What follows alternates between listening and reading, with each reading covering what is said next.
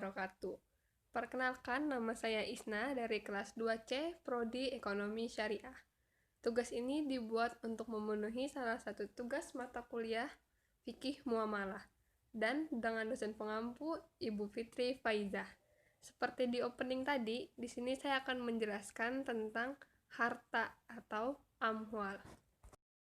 Dengan skema yang dimulai dari pengertian harta, unsur-unsur harta, fungsi harta, dan pembagian harta.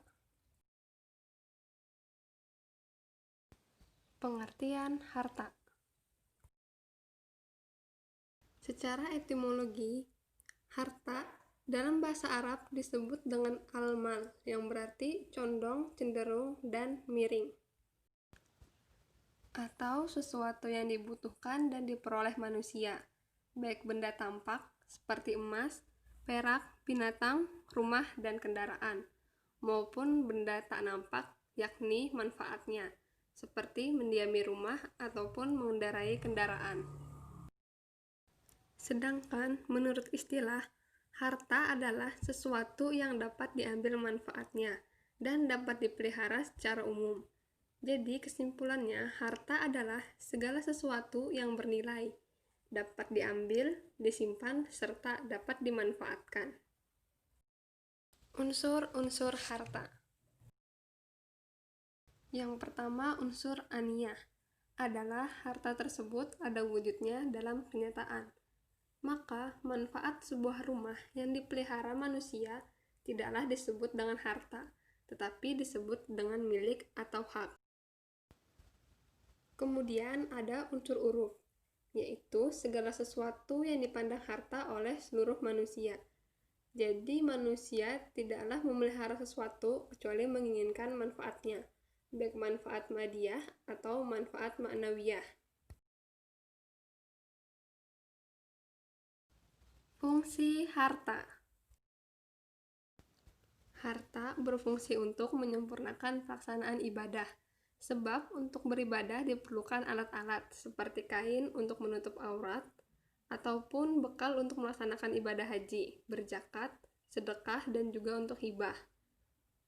Kemudian untuk meningkatkan ketakwaan kepada Allah, sebab kekafiran cenderung dekat kepada kefakiran, sehingga pemilikan harta dimaksudkan untuk meningkatkan ketakwaan kepada Allah.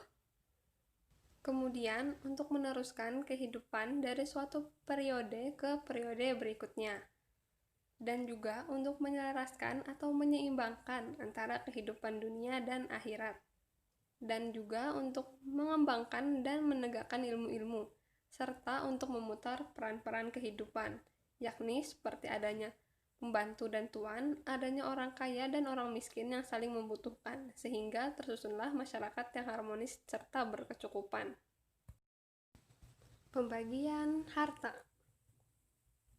Yang pertama, dilihat dari boleh tidaknya kita memanfaatkan harta, yaitu ada mutakawin, adalah harta yang dicapai atau diperoleh manusia dengan sebuah upaya dan diperbolehkan oleh syara untuk memanfaatkannya, seperti makanan dan pakaian. Kemudian ada gair mutakawin, adalah harta yang belum diraih atau dicapai dengan suatu usaha, atau bisa dikatakan belum berada dalam genggaman kepemilikan manusia. Misalnya, mutiara di dasar laut.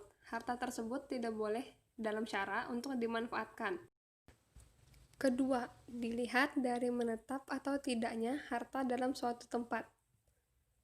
Untuk ulama Hanafiyah, yaitu ada manqul, adalah harta yang memungkinkan untuk dipindah, ditransfer dari suatu tempat ke tempat lainnya, baik bentuk fisiknya, zatnya berubah atau tidak, misalnya uang, harta perdagangan atau komoditas lain yang dapat ditimbang atau dapat diukur. Kemudian ada ikar, adalah sebaliknya, misalnya tanah atau bangunan.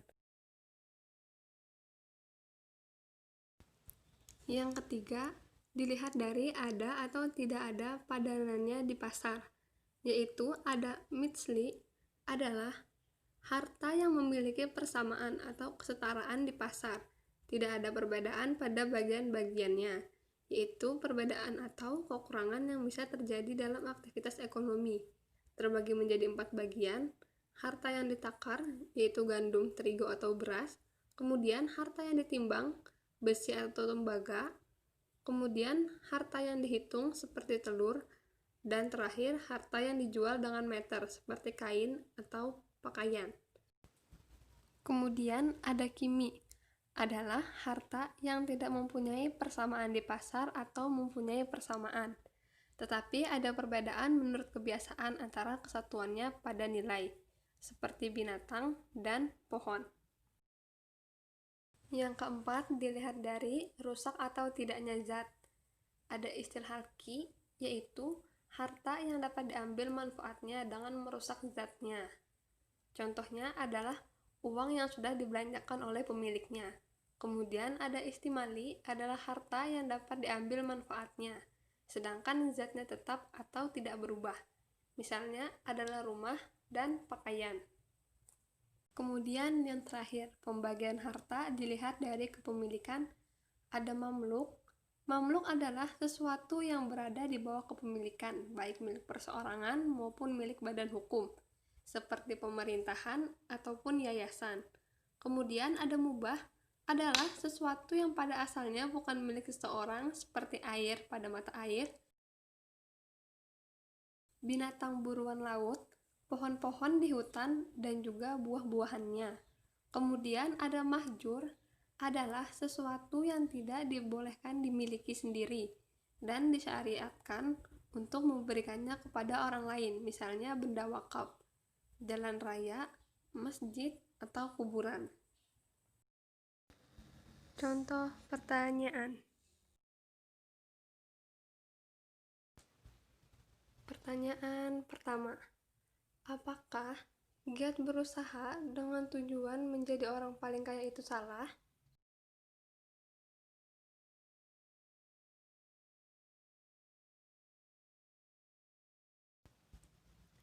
Nggak ada yang salah dengan tujuan menjadi orang kaya. Tetapi yang harus diperhatikan nanti adalah saat sudah kaya nanti, hartanya akan diapakan?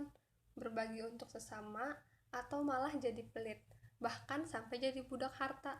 Jangan mentang-mentang dalam Al-Quran surah Al-Mulk ayat 15 yang berarti, dialah yang menjadikan bumi itu mudah bagimu, maka berjalanlah di segala penjuru dan maka sebagian rezekinya.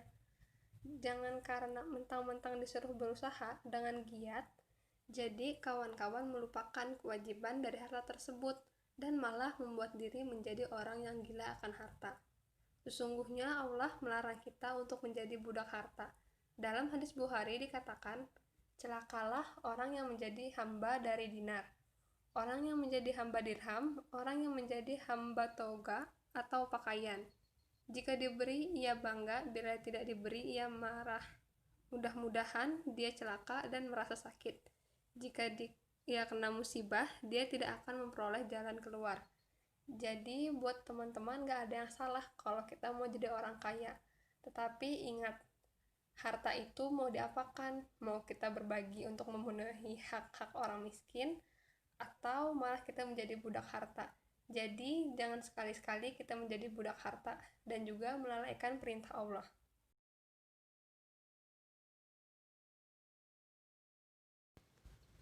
Pertanyaan kedua, jika tujuan harta adalah menyelaraskan kehidupan dunia dan akhirat, kenapa harta masih bisa membuat orang-orang lalai?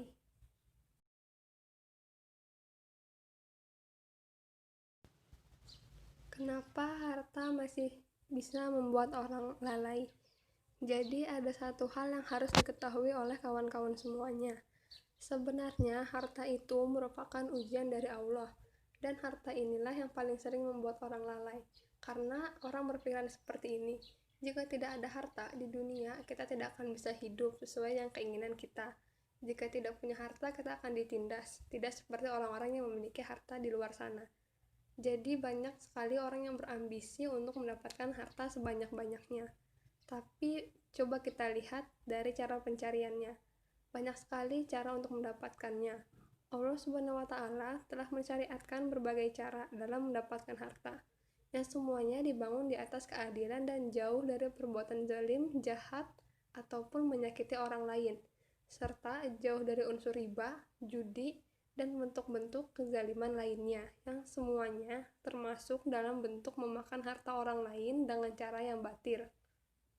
Allah berfirman, "Wahai orang-orang yang beriman, janganlah kalian saling memakan harta sesama kalian dengan jalan yang batil, kecuali dengan jalan perniagaan yang dilakukan dengan suka sama suka di antara kalian." Tapi kalau kita lihat sekarang ini, pada kenyataannya banyak orang yang ingin mendapatkan harta dengan cara yang instan.